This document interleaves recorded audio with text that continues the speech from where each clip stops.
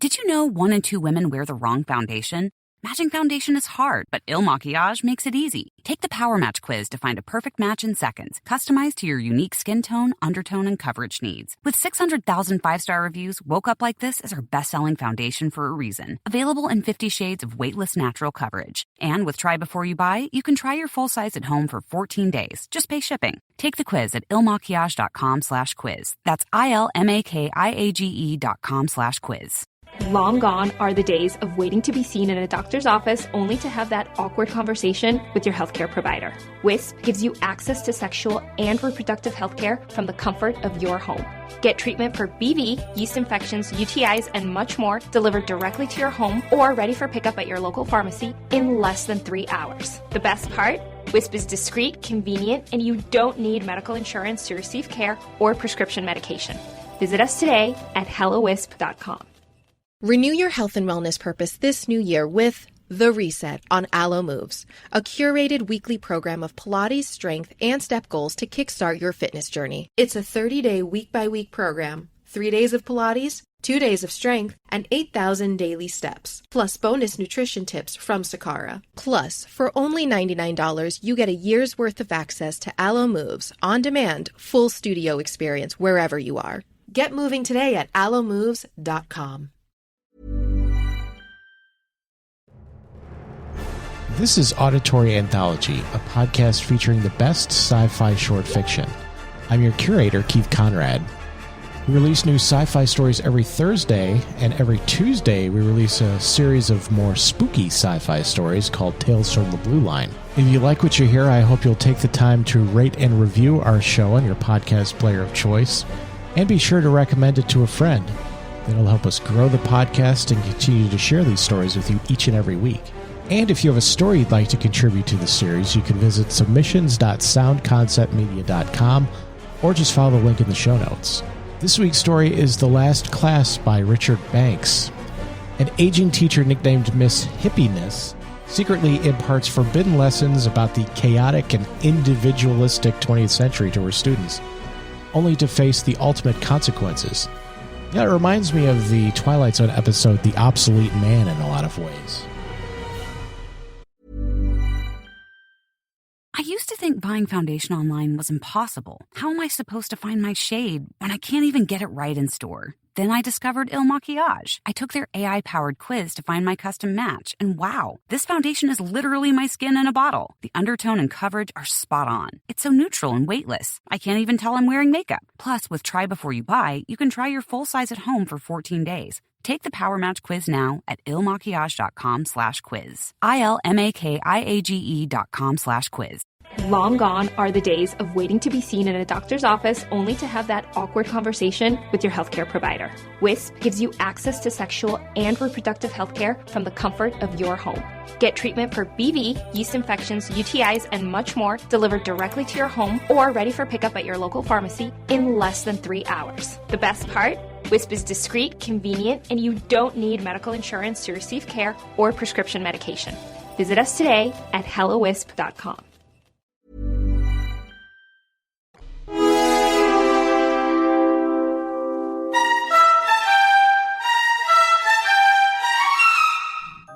"And now, children," said Miss Hippiness, her smile shooting deep wrinkles across her face like the cracks up the scarred sides of the ancient, empty skyscrapers of New York. The 12 children in the cozy classroom came to attention. It was not her words, it was the tone, the creaking smile. "And now, children," said Miss Hippiness again, sitting down on the old-fashioned straight chair she affected, "have you all put away your atomic blocks?" "Yes, teacher," came the chorus of sweet young voices. "Your electric jackstraws? Your pencil amnestics?" "Yes, teacher." "And have you all put the pretty little activator pills in your mouths?" They nodded. Miss Hippiness raised her hand for silence. 30 dear seconds, children," she said. A sigh of pleasure suddenly smoked up from the 12 young faces as the pills took effect, and they remembered. "Poor little darlings, to be so terribly fooled," said Miss Hippiness to herself. If it was only possible for them to remember this part of the day, outside, and not to have it blacked out by the pills half an hour from now. To remember this part of the day above all other parts on into adulthood. What a different world they would create. "So, we come to the nice part of our day," she said. "We are going to talk again about the 20th century." The children fidgeted in pleasure. She had turned on the sun 5 minutes ago, and its beams through the window highlighted the youngness, the eagerness of their faces, turned so trustingly to her. Here and there the sunlight flashed silver glints for instants on the tiny identification discs, smaller than 20th-century dimes in their foreheads and half hidden in the hairlines where they were inset in each person nowadays at birth. A small hand shot up. "Yes," said Miss Hippiness. "Can we talk about the gangsters?" Mary asked. Another small hand jerked up eagerly. "Yes," said Miss Hippiness. "Can we talk about wars and bombs and things?" Henry Sixhenry asked. Miss Hippiness beamed on them.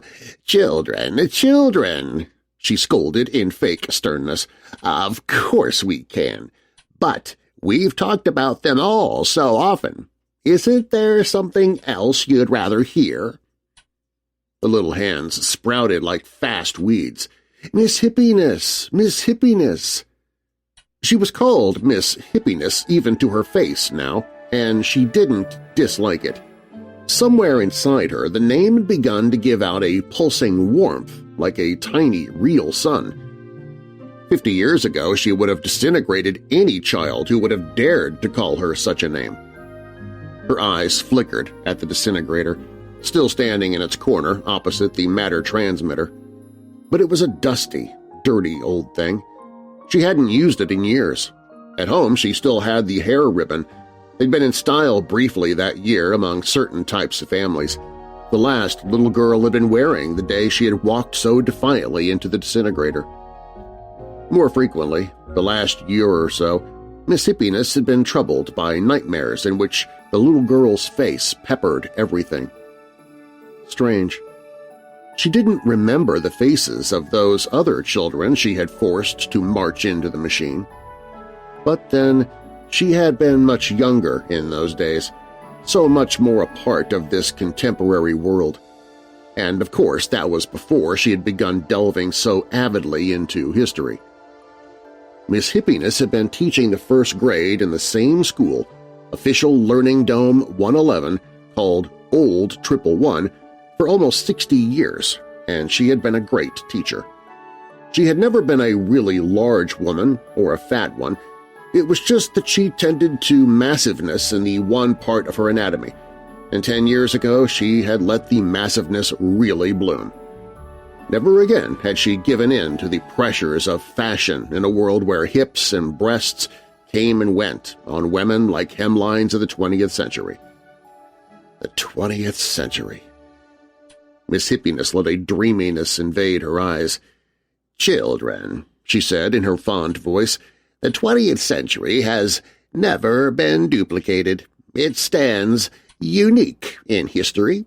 Think of the richness of that far age, when a person could actually choose what he was going to do in life, and where there were still hunger and sickness and want and wars," said little Charlie Ten-Charles. "Yes," said Miss Hippiness, "and accidents hurting people faster than seconds in a clock, and people fighting each other and cursing each other with words we don't even know anymore." "Like someday Vitch," cried Mary. Miss Hippiness rolled her eyes in joy. "It was son of a bitch, dear," she said. "It was a string of tiny, real words that slished off the tongue like a string of bright little silver daggers." "Yes, teacher," the children chorused, squirming in wonder. "And there were the gangsters, those wonderful, wonderful, eccentric persons, like the Robin Hoods and Beowulfs I've told you about. And yes, there were the bombs that went bam and boom and wham, and made beautiful colors and high, gorgeous mushrooming clouds, like the pictures in the ancient book I smuggled in to show you the other day."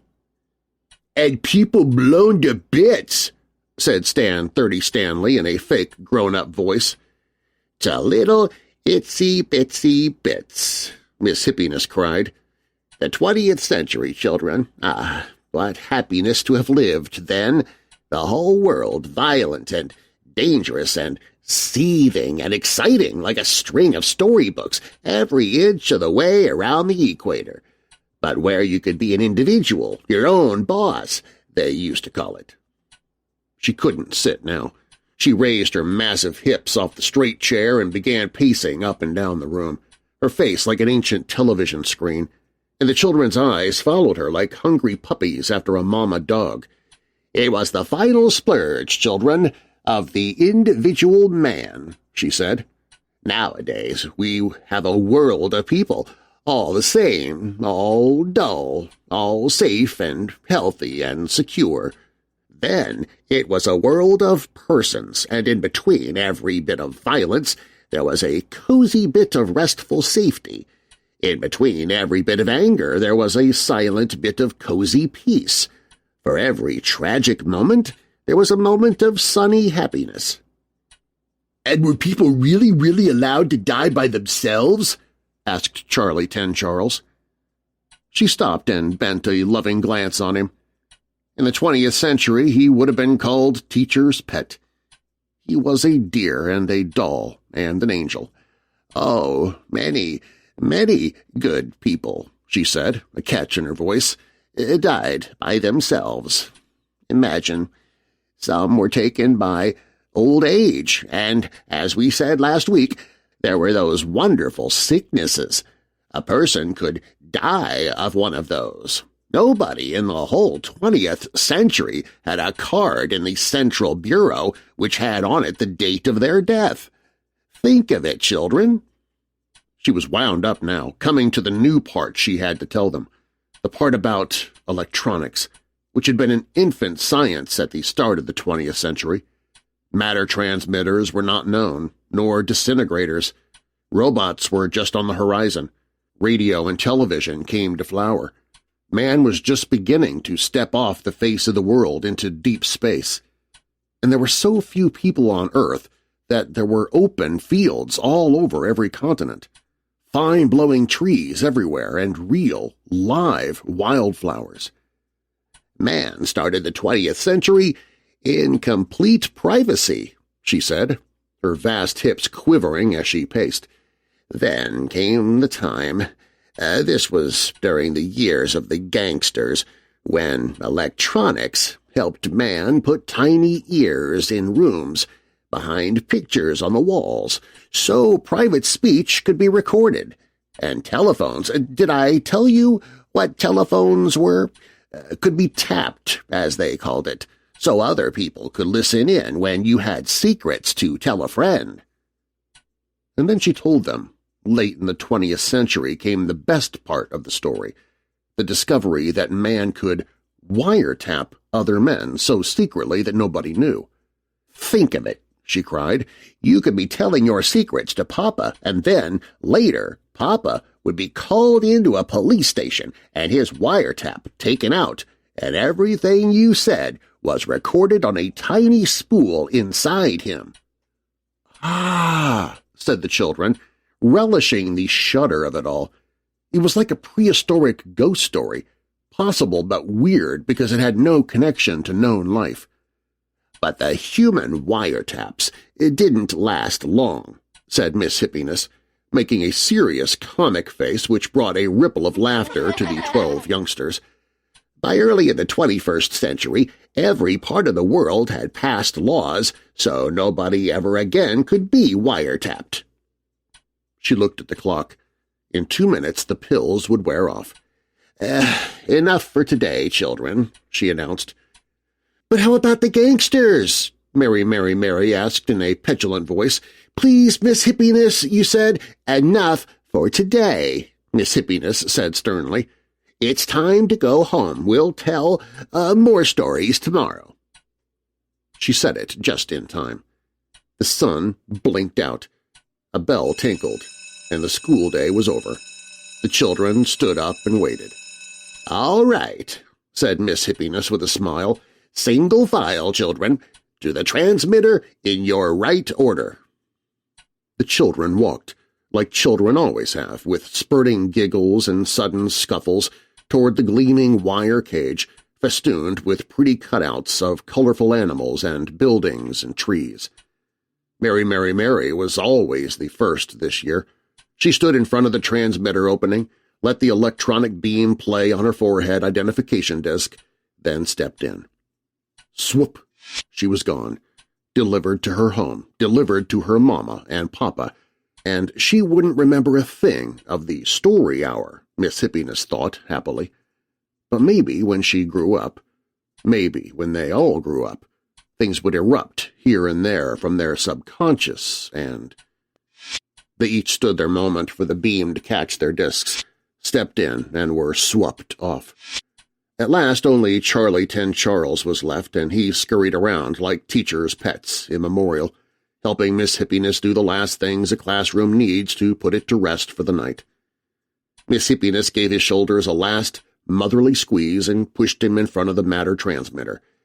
"Tomorrow," she said. His young grin was like wine in her blood.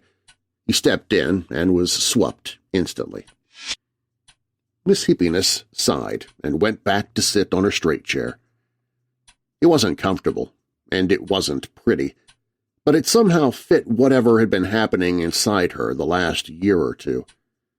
She glanced at the faint shimmer inside the transmitter where Charlie had been swooped. He was such a darling, quiet, shy, adorable. If they had allowed her to have a son, instead of decreeing that she be a childless teacher, she said. But she couldn't finish the thought. It was when the children went that she felt the growing anger and unrest and sickness inside her. It was terrible when the children left.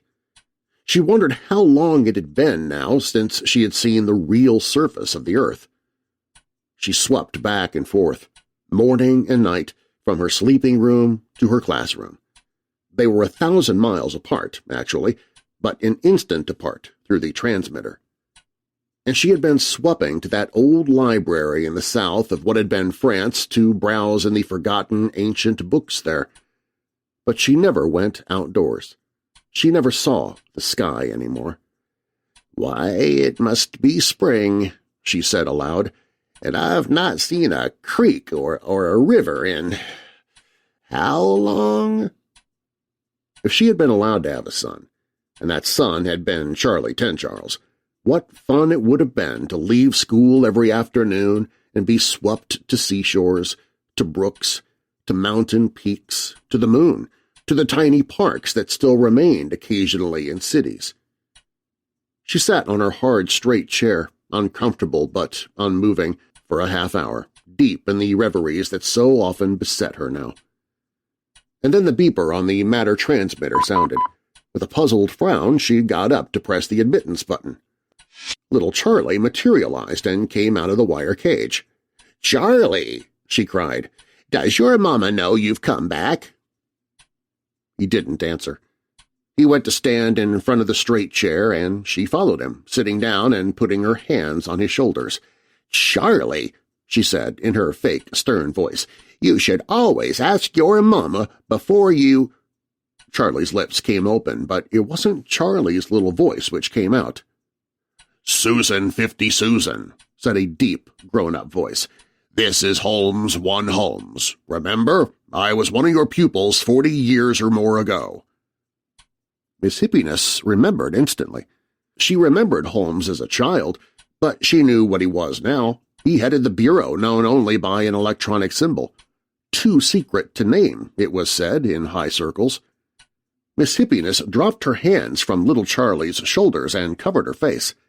Things twitched and twerked like little knives somewhere deep inside her. Fear? Horror?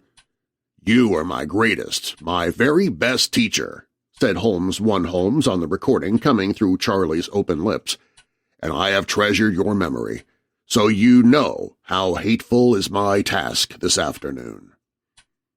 Miss Hippiness peeked at Charlie's face through her fingers. His little blue eyes were blank, fastened to a spot high on the classroom wall behind her. There was no tiny bit of expression on his face. She heard Holmes cough, and his voice went on, official this time, all pupilness erased. "Susan, 50 Susan," he said, "the latest recording from inside Charlie 10 Charles, which we have just heard, convicts you beyond reprieve. Where you found the human wiretap information we do not know, but we'll find it and destroy it. It is the order that your future disintegration date is hereby superseded. Instead of disintegration 2 years and 10 days from now, you will proceed to the nearest disintegrator within the hour." Miss Hippiness lowered her face, and her old eyes began sparking. Nobody ever knew their disintegration dates, which the computers put on the card at birth. Nobody ever knew when they had to march into one of those horrid machines and cease living. But to learn that her own had been set a mere 2 years away, and she in the prime of life? "Son of a bitch," she said, using the 20th century epithet that came to mind. "You are convicted," Holmes was saying, "of spreading sedition and danger to our entire world in an unthinkable way, tampering with the minds of our children." "As if you don't tamper with children," she shouted. "And it is the order that there be no appeal from this verdict." Miss Happiness sat straighter. In the 20th century, no matter what, for gangster, for statesman, for teacher, there would have been an appeal, and even another appeal, and perhaps another appeal. Life was still rich and treasured in the 20th century. So she held the 20th century before her angry eyes, letting it blot out the dirty old disintegrator in its corner. How had they learned what she was doing to the sweet children? Holmes' voice changed texture. "Miss Hippiness, they call you now," he said, almost fondly. "We had another name for you years ago." Almost a chuckle. "It was even better than Miss Hippiness. Don't hate little Charlie, Miss Hippiness. He is an android, naturally. We had him made last year after the Freudists began picking up troublesome things in the dreams of the children you've had in class. Charlie has been our wiretap, Miss Hippiness." The old teacher's eyes clamped on Charlie 10 Charles, but then they softened. She shook her head. It made no difference. If they had allowed her to have a son— "We caught an affection beyond affection," Holmes was saying, "in your voice when you talked to our android. So, since he had finished his service to us, I decided to send him back to you, Miss Hippiness. He will march into the disintegrator with you." A faint click told her the recording inside Charlie had played itself out. Charlie moved almost immediately. His eyes came down from the high wall to her face. He grinned, and she grinned back. "Charlie 10 Charles," she said gruffly, "can't you stay away from Miss Hippiness? What a boy you are! You should be out playing. Maybe in a park, maybe in a boat." "Or on a horse like in the 20th century?" he asked. She almost laughed. "Yes," she cried, "maybe like on a horse, with a gun on your hip. And a lasso to throw at things?" Miss Hippiness got up from the straight chair. It was so sweet. Why wait? She took little Charlie's hand, and they walked toward the disintegrator. There was a dreadful moment of hesitation in front of it. Miss Hippiness had heard of that last dreadful moment, and she let it rack her. Maybe this was a last relic of the 20th century, a last real-for-sure relic. Charlie's hand moved in hers, and she stooped quickly, enfolding him in her arms. You know what?" she cried. "There was something else in the 20th century, Charlie. It was kissing." "Kissing?" he said. "Yes, and I'm going to kiss you, Charles 10 Charles, just like back then." He grinned as her lips came at him. Miss Hippiness," he said. There's an odd difference in the minute sounds made by matter transmitters and disintegrators. The transmitter goes swup, no matter who steps in, but the disintegrator goes shup, no matter who. Miss Hippiness stood up and took a deep breath, holding Charlie tight in her arms, almost like a baby. She didn't have to look. Having sent so many naughty children into the disintegrator years ago, she knew the way. She took the last 3 steps. Shup.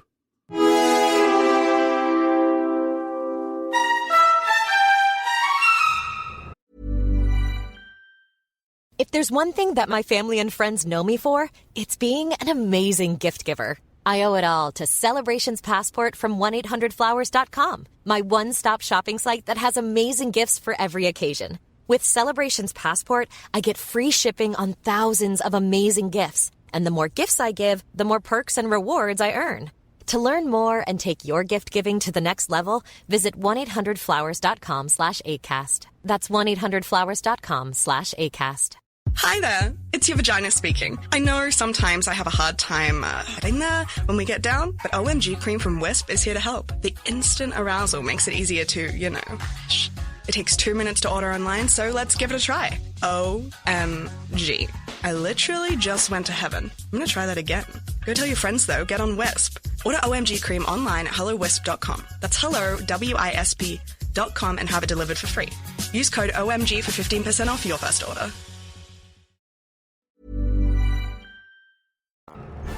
Auditory Anthology is curated and produced by me, Keith Conrad. Your narrator is Darren Marlar. Be sure to check out Darren's award-winning paranormal podcast, Weird Darkness, available at WeirdDarkness.com and your podcast app of choice. This week's story was The Last Class by Richard Banks. It was first published in Amazing Stories in July of 1962.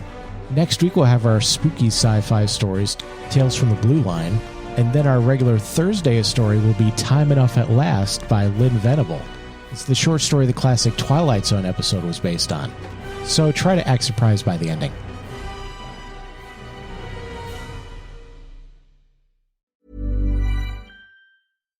Did you know 1 in 2 women wear the wrong foundation?